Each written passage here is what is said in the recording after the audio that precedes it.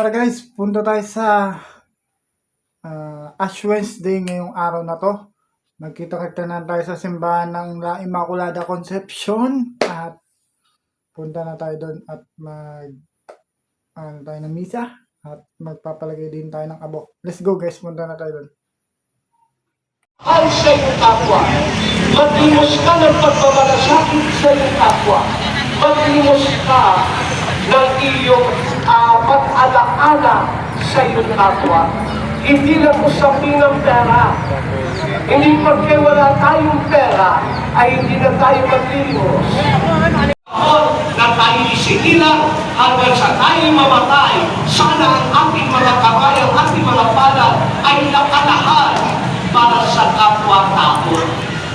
Yun ang mahalaga. Yun ang mahalaga. Paglilimos na kung saan hindi lang usapin ng material na bagay, kundi maging ang ating panalangin. Hindi yung laging panalangin na ating mga inuusal sa ating mga labi, kundi isang panalangin na ikay luluhod sa harapan ng Panginoon. Magagawa natin ang lahat. Nawawala na ng puwang ang Diyos sa ating mga buhay. Nawawala na ng gampanin ng Diyos sa atin. Dahil ang lagi natin sinasabi, ako ang gumawa niyan. Ako ang nakaisip niyan. Ako ang nagtapos niyan. At ako rin ang nagsimula niyan. Ako. Hindi pagkakaroon ng Diyos at biyaya, hindi natin makakaptan ano man ang pagsisikap. Nasa tao ang gawa sa iyong sarili.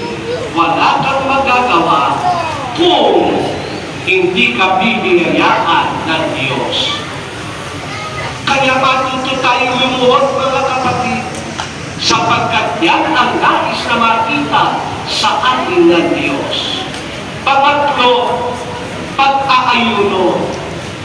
Ang pag-aayuno ay hindi lamang pagbabawas ng pagkain. Pag yan ay pagbabawas ka ng pagkain, marami na.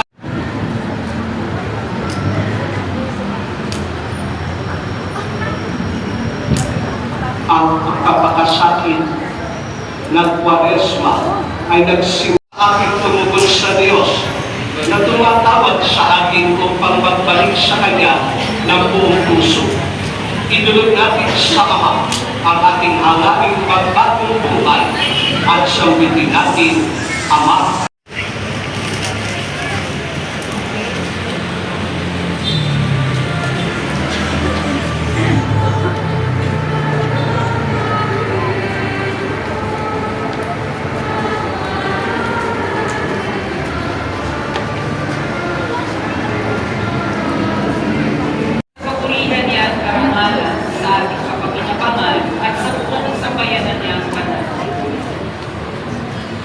Ama naming lumikha, ginaganap namin ang pag-ahayin ito bilang naringal na pasimula ng sa 40 araw ng paghahanda ang aming kusang pagtitiis.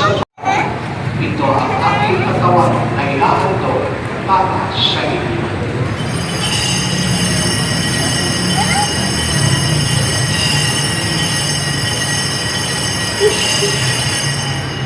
Sinabi, tanggapin niyo lahat ito at inumin.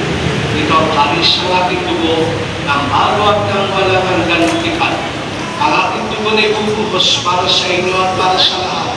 Siya magpapatawad ng mga kasalanan. Gawin niyo ito sa pag-alaala sa akin.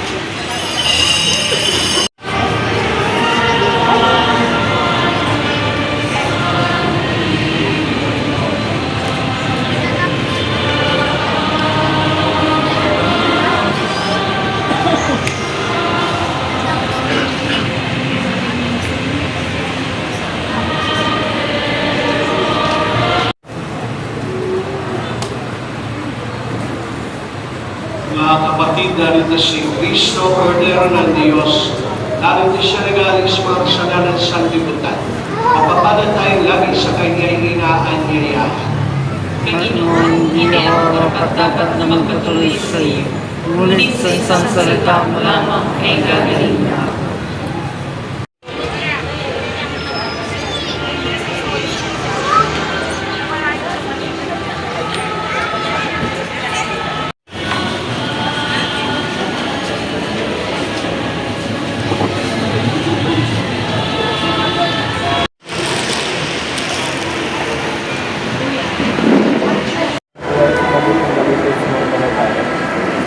bagong buhay sa mabuting balita sa mga kabataan.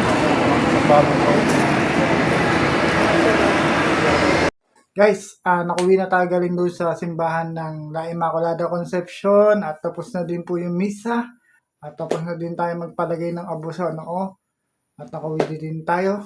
Thank you for watching this video. Please comment, like, and share na din po. Lodi Elgin Guzman Vlogs. Elgin Vlogs. Thank you for watching, guys, and please support our Facebook page, Elgin Vlogs, and our YouTube channel, Elgin Vlogs din po. Thank you for watching, guys. Bye-bye. Bye-bye, guys. Thank you for watching this video. Please hit the notification bell and subscribe button para lagi kayo update sa akin mga videos. Bye-bye.